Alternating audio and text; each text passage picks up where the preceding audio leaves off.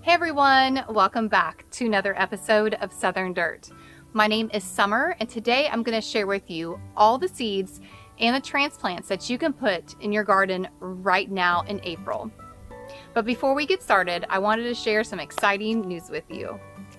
Recently, I created a newsletter to where all of you guys can sign up and get notifications on new videos that I upload, new products, new seeds, maybe plant sales, and special events that we have going on here at the farm. So I'm going to drop the link below in the description so you guys can all sign up to make sure you never miss another video. At the end of this video, I'll be giving you a garden tour, and I'll go over all the different seedlings and seeds that I plan on putting into my garden this month in April, along with showing you different seedlings that I started the month before and the previous month, show you how everything is growing in hopes that we can learn together. Now I'm going to break it down between Zone 9A and Zone 9B. I'm going to start with Zone 9A.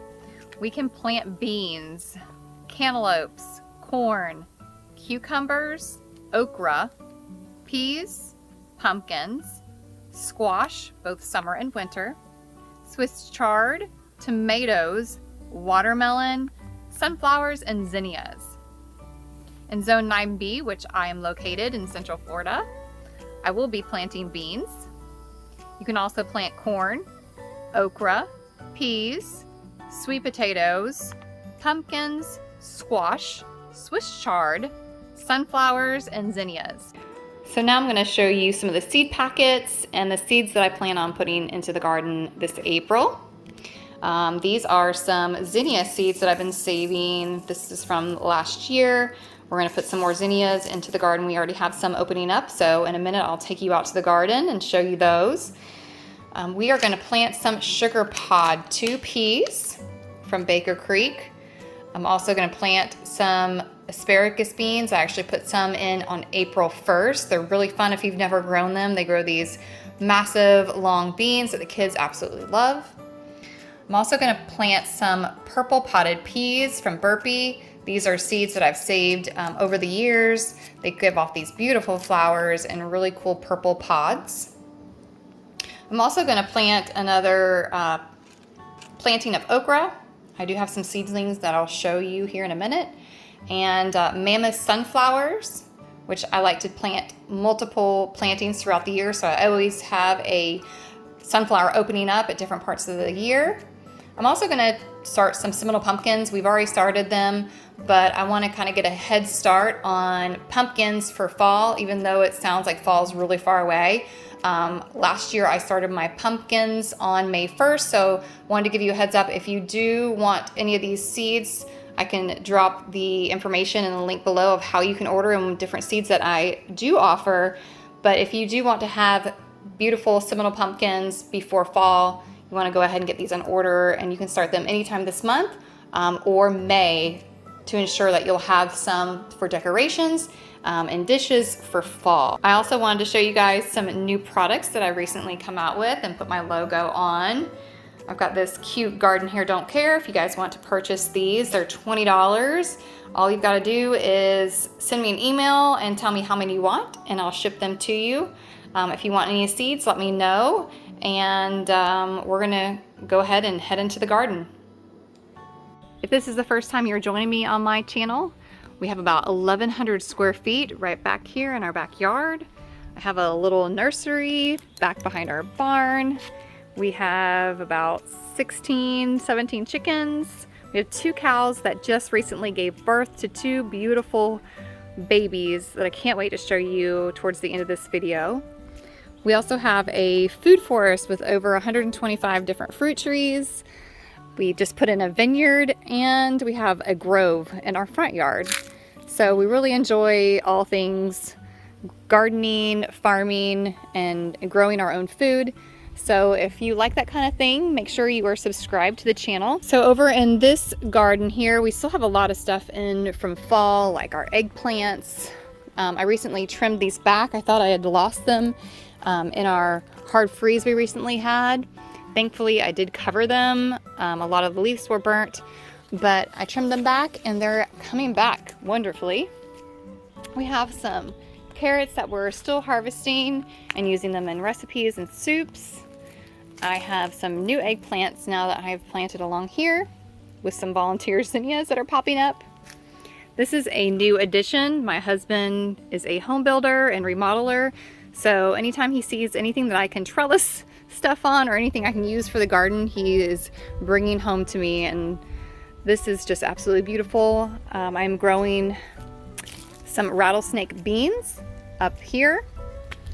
Here's my little strawberry tower, which I cannot keep the squirrels off of, but it's still producing and doing well. I have some kale in this garden from fall. Recently, our chickens have somehow made it all the way from over there to my garden. So they have been free ranging for about 8 months now, and just about a few weeks ago they found the garden. So I'm trying to figure out what to do about that. So if you have any tips for me on keeping the chickens out, let me know. But they've just devoured all this area, took over my bok choy. They did not touch my cilantro, thankfully. In the last hard freeze we had, I had lost a lot of food, but I wanted to show you what did survive. We have these beautiful collard greens over here that we've been harvesting a ton of food off of. I still have some purple cabbage in the ground that I do need to harvest. I'm honestly just leaving it because I just like the purple color in the garden. The purple cabbage didn't get as large as I would have liked it. Our green cabbage, we went ahead and harvested a lot of that about a month ago. Over here we have broccoli that has gone to seed, and it was just so beautiful with these beautiful yellow flowers. They're bringing in pollinators. As you can see, there's some bees here. And I thought, you know what, I'm just gonna leave them because I would like to save the seeds from the broccoli and save them for next year. We do have some onions in the ground from fall, which I have a huge one over in the other garden that I can't wait to show you. We've got our dinosaur kale. I have my blue dazzling kale that's doing great from fall. I'm still harvesting a lot of that. Our kids enjoy kale chips, and I use it a lot for different soups and just eating it and cooking it down with some onions. So as you can see, some of these onions are starting to bulb out. Over here is where I had my tomatoes in my cages from fall, which did not survive the freeze.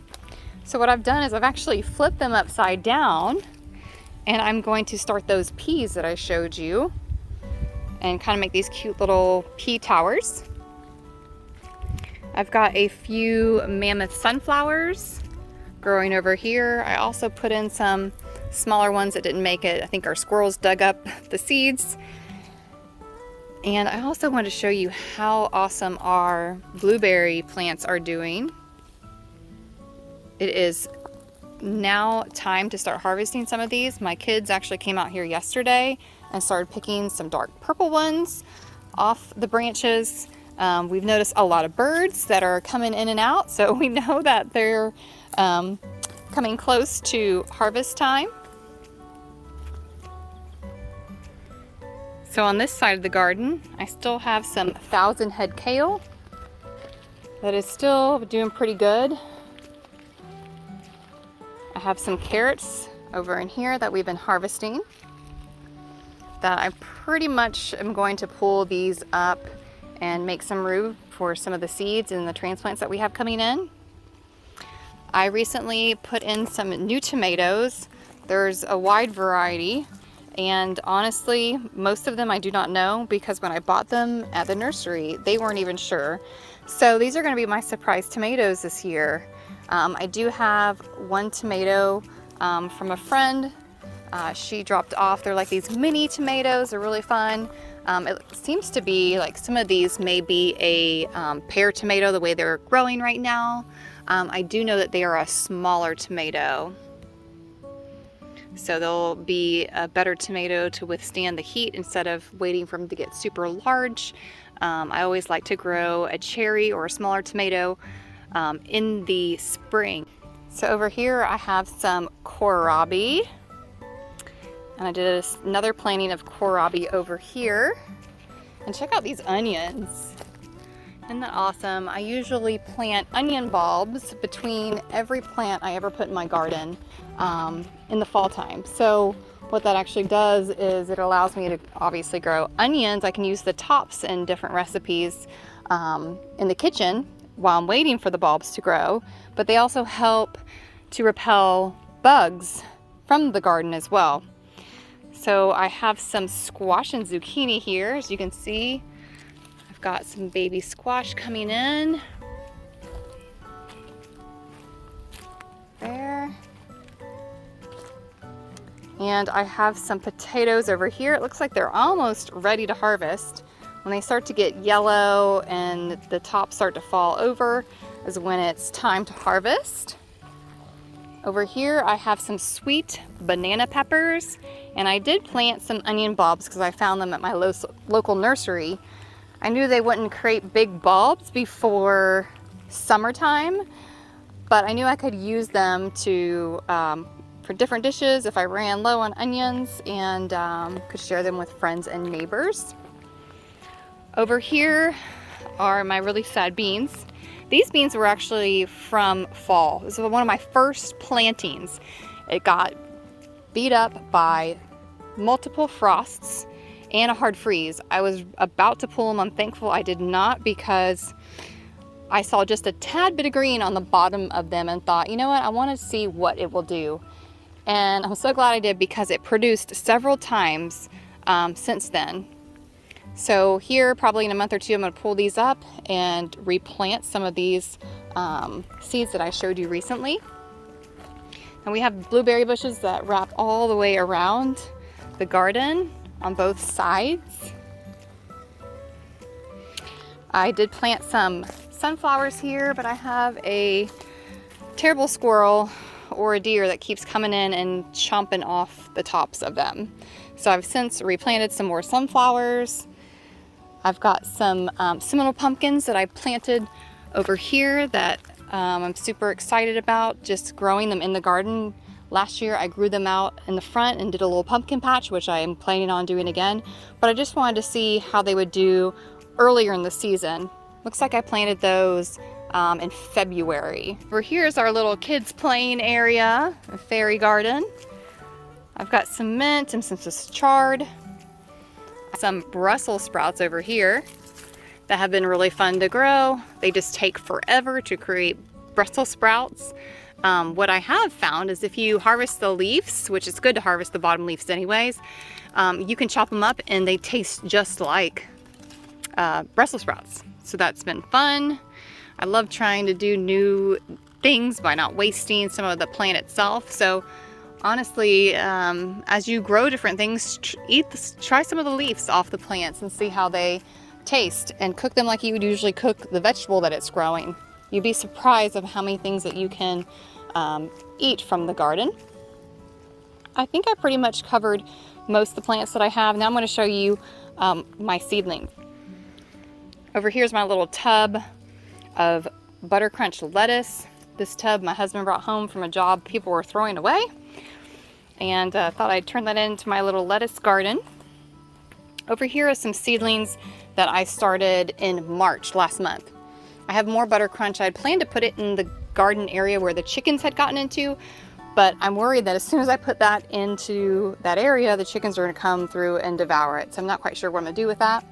I have some okra here. I started some loofahs, and I also forgot to tell you I do have loofah seeds for sale if you want to grow your own loofah sponges.